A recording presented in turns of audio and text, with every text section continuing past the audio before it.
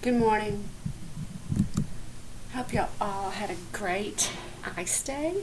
We enjoyed our weekend. I hope you did yours too. So let's get started. We're going to do that lesson today, guys, over compare and contrast. We're going to start out with some very simple things, and then that's going to lead us into some larger scale projects that we're going to compare, we're going to contrast. We're going to see how they're alike, we're going to see how they're not alike. And this is one of the knowledge and skills that you're going to need to know as a sixth grader. And this skill is going to follow you all the way through. Let's just say you want to get a new cell phone this year, okay? Everybody want a new cell phone? Yeah, we all do. You all do. Our iPad, our Kindle, lots of new things out there. But you need to know how to make yourself a well-informed consumer. You need to be able to compare these things, see how they contrast, see how they're alike, what are their advantages, disadvantages. This is something we're going to show you. This is something we're going to learn to do today. And we're going to start out, and we're going to do this up with some very simple things like some ads on maybe some things that you're wanting to get for Christmas, or maybe you want to get for somebody else for Christmas, and you want to make sure that you're making the right purchase. And as a consumer, you're making a good informed decision. Okay? So first let's start out with the definitions of compare and contrast. And what we're going to do is we're going to use a thing called a Venn diagram. You'll notice there's a circle here, a circle here, and both of these circles intertwine where they have an intersecting part in the middle. This is where our items are alike. And a little while you're going to go over here to my bulletin board, and on that bulletin board I've posted a lot of different sales ads that I pulled out of the newspaper this weekend off the internet about different iPads and Kindles and video games, Xboxes, cell phones, even groceries, peanut butter, for example. You can compare and contrast it and see which brand peanut butter you want to purchase. But these are some of the things that we're going to do. Compare, okay, these are words that are going to signal that they either compare or words to signal that they contrast. At the same time, okay, we can say that Bob and Lily ate breakfast at the same time. So there's something that we can compare with Bob and Lily, right? Or we could go over here and we could say Bob had a different breakfast from Lily. So they contrasted. That's how their breakfast contrasted. What did they both have alike? It was breakfast, okay? So there's our compare and contrast. And we can look for these words to help signal whether we want to put it on the compare side or on the contrast side.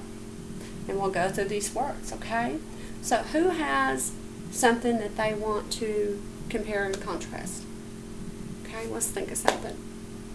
Bacon. Okay, we're going to use bacon.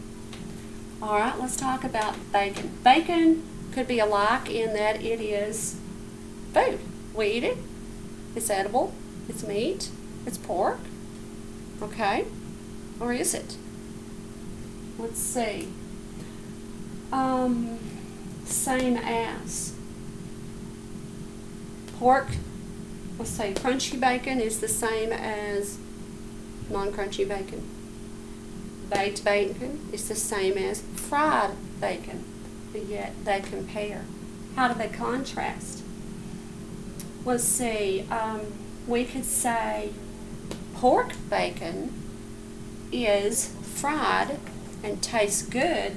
However, turkey bacon tastes better and it can be baked. Okay, so those are just a little simple example of something we can do on compare and contrast and how this can be used.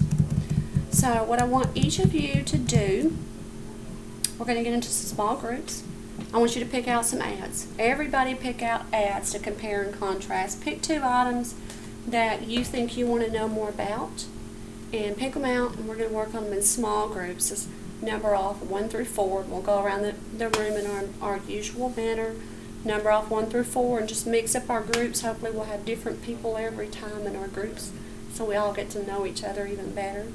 And we're going to compare and contrast these things. And then when y'all get through with yours as a group, you're going to present your findings. Now you're going to kind of show us, okay, if I'm trying to decide which kind of bacon, am I going to buy Hormel bacon or am I going to buy the other, let's say, I don't know, Fisher Price. That's not a bacon, but then we compare, see how they compare in the contrast and how they're alike, and then I'll know more about it. Okay? So somebody tell me, what is one signal word? Let me turn this around. What is one signal word for comparing? Anybody? Lily? The same? Yes, same is one that you can compare with. Okay, Bob, give me one for contrast. As opposed to is a great one. I like that one. You can really compare and contrast with things like that, where you can say Ford goes fast as opposed to Chevy. Those really let you know the contrast in the two. Okay, so those are just a couple of the signal words that we can use, and those signal words really help us know the difference. The purpose of a Venn diagram, we put it down on paper and we can see, and it divides it for us, and it shows us, and so we have a visual to put there in front of us. Why do we want to master this concept? Well, one thing is very important for our school projects and lessons and our future, and for us to be an informed person. We're going to compare and contrast things all of our life. You're even going to compare and contrast your future fiancés, your future spouses. You're going to say, oh, well, I dated this guy and he compared this way. You're going to do that. You're going to compare food. You're going to compare restaurants. You're going to compare vehicles. You're going to compare home builders, electric companies, and you're going to do this your whole life. So these are very, very important things to do. Okay, so I want each of you to get into your groups. We're going to work on this together as a group. And when we get through, you're going to come up, you're going to present your findings to us. You're going to tell us all about them. Then after I'm sure that you know what we're doing, we're going to get onto a big project. We're going to pick out a class book. I know how you all like to read these big stories together. And we're going to compare and contrast that book. So if you all get into your groups, we'll be ready to go.